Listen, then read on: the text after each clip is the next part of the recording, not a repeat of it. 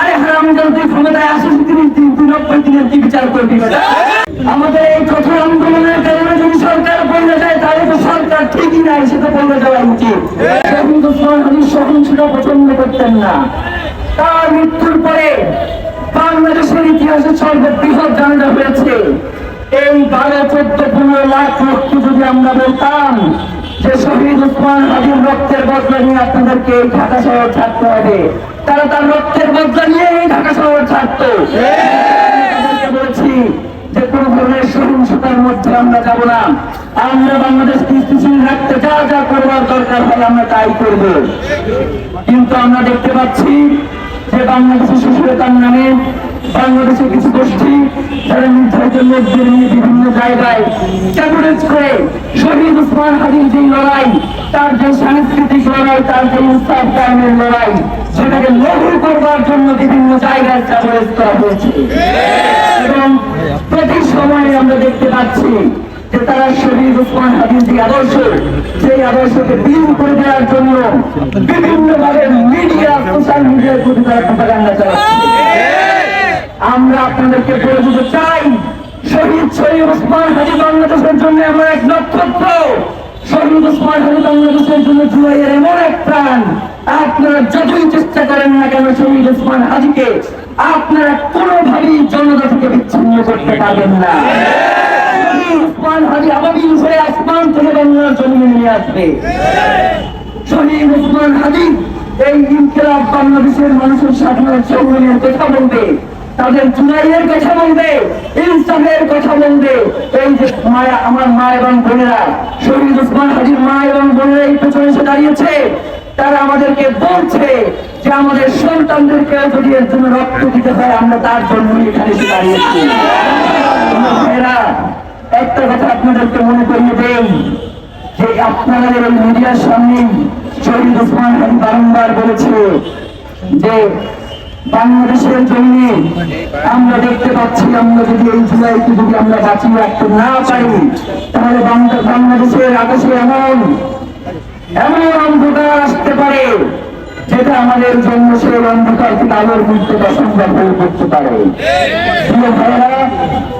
শহীদ ওসমান হাদি রক্ত দিয়েছেন, আল্লাহ তাকে শাহাদাত গ্রহণ করেছেন। আমরা আশা রাখছি আল্লাহ যদি আমাদেরকেও শাহাদাত কবুল করে তবুও বাংলার জমিনে ইনসাফ প্রয়োগের এই লড়াই আপনারা চালিয়ে যাবেন। আপনারা বাংলার জমিনে আমাদেরকে বিভিন্ন জায়গা থেকে দেখা হয় ভাইরা আপনারা কঠোর আন্দোলন করলেন না, তাহলে সরকার বলে যেতে পারে। আমাদের এই কঠোর আন্দোলনের কারণে যদি সরকার বলে যায় তাহলে তো সরকার ঠিকই নাই, সেটা বলে দেওয়া উচিত।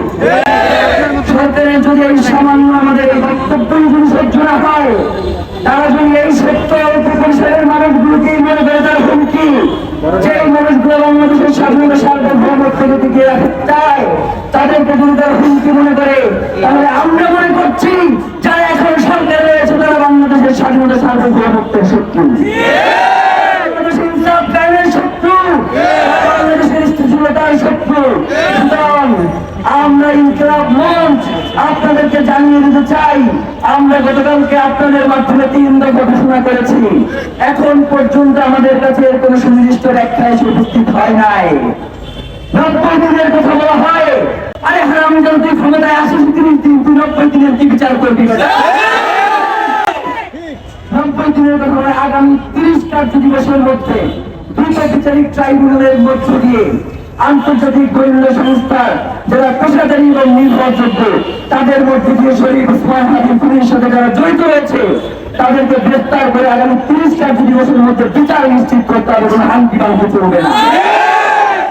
ভাইয়েরা, আমরা বলেছি আমাদেরকে এখনো বিভিন্ন মাধ্যম থেকে জানানো হয় যে শহীদ ওসমান হাদিকে যারা হত্যা করেছে তারা এই দেশেই রয়েছে, এবং আমাদেরকে বলা হচ্ছে যে 25 তারিখে সকালে জনাব তারেক রহমান দেশে আসবেন, তার জন্য জনগণ তৈরি হয়ে থাকবেন। এই সময় এই সন্ত্রাসীদেরকে বাহিরে পাঠানোর একটা প্রক্রিয়া চলছে। আমরা বাংলাদেশের জনগণকে সাথে নিয়ে বলতে চাই জনাব তারেক রহমান আসবেন, এর জন্য আমরা ইনকিলাব মঞ্চ 25 তারিখে কোনো প্রোগ্রাম রাখি নাই, এবং আমরা মনে করছি যে জনাব তারেক রহমান দেশে ফিরে আমাদের এই আন্দোলনের সাথে তিনি একত্রতা পোষণ করবেন এবং জনাব তারেক রহমান যথেষ্ট যুক্তি সম্পন্ন বিদ্যমান এবং দেশপ্রেমিক মানুষ বলে আমরা মনে করছি। সুতরাং তিনি বাংলাদেশের স্বাধীনতা সার্বভৌমত্ব বিনষ্ট হয়, বাংলাদেশের ইনসাফ কায়েমের যে লড়াই সেটা বাধাগ্রস্ত হয়, দেশপ্রেমিক তারেক রহমান এই ধরনের কোন সিদ্ধান্ত নেবেন না।